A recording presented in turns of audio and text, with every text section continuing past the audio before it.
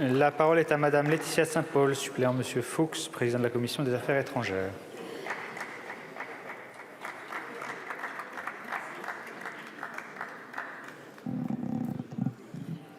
Merci Monsieur le Président, Madame la Ministre, mes chers collègues. Ce débat et notre vote d'aujourd'hui me paraissent particulièrement opportuns. J'en remercie le gouvernement qui nous donne ainsi l'occasion de nous exprimer sur un sujet à propos duquel la Commission européenne pourrait avoir des velléités de nous prouver de tout droit de regard, ce qui n'est pas acceptable. Voilà une trentaine d'années que l'Union européenne et le marché commun du continent sud-américain, le Mercosur, ambitionnent de conclure un accord global d'association prévoyant non seulement un dialogue politique et une coopération entre les deux régions, mais aussi un volet commercial. Par définition, l'objectif paraît intéressant, car un tel accord est susceptible de concerner près de 800 millions de personnes et de couvrir un volume d'échanges avoisinant les 45 milliards d'euros.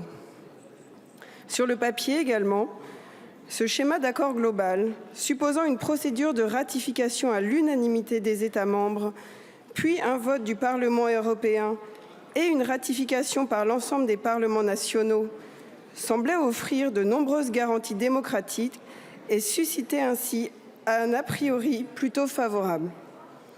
Néanmoins, alors que la première mouture issue des 25 ans de négociations n'avait pas convaincu l'ensemble des pays de l'Union européenne en 2019, et alors que nous pensions que les conditions d'un accord équilibré au plan économique, social, sanitaire et environnemental étaient présentes dans tous les esprits des négociateurs, l'avancement soudain des discussions menées par la Commission européenne a suscité, à juste titre, les plus vives inquiétudes de nos agriculteurs et aussi de l'ensemble de nos concitoyens, consommateurs concernés au premier chef.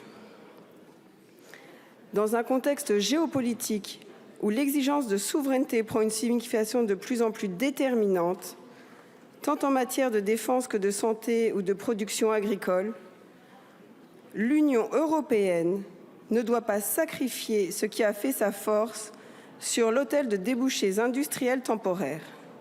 Je l'ai dit nettement, cet accord bœuf contre voiture, comme il est parfois qualifié, ne correspond aucunement à une vision stratégique de long terme pour l'Union. Par la voix du président de la République, notre pays avait posé des conditions raisonnables à l'aboutissement d'un accord commercial avec le Mercosur en exigeant la mention de la mise en œuvre effective de l'accord de Paris sur le climat, en vertu du principe de réciprocité, le respect des normes environnementales et sanitaires et une référence explicite au principe de précaution. Enfin, à titre de clause de sauvegarde, la protection des filières agricoles les plus exposées par une limitation temporaire des importations en cas de difficultés sur le marché européen. Depuis 2023, sous l'impulsion notamment de l'Espagne, mais aussi de l'Allemagne, les négociations ont repris et ces dernières semaines, elles ont brusquement accéléré au point de laisser entrevoir la signature d'un accord commercial découplé de l'accord de partenariat qui permettrait de court-circuiter les parlements nationaux dans le processus de ratification. Cette manœuvre juridique, si elle se confirmait, serait particulièrement désastreuse en ce qu'elle accréditerait auprès des opinions publiques l'accusation régulièrement portée contre la transparence et le caractère démocratique du fonctionnement des institutions de l'Union européenne. Le président de la République et le gouvernement, mais aussi le Parlement français, d'une voix unanime, tiennent à s'élever contre une telle éventualité.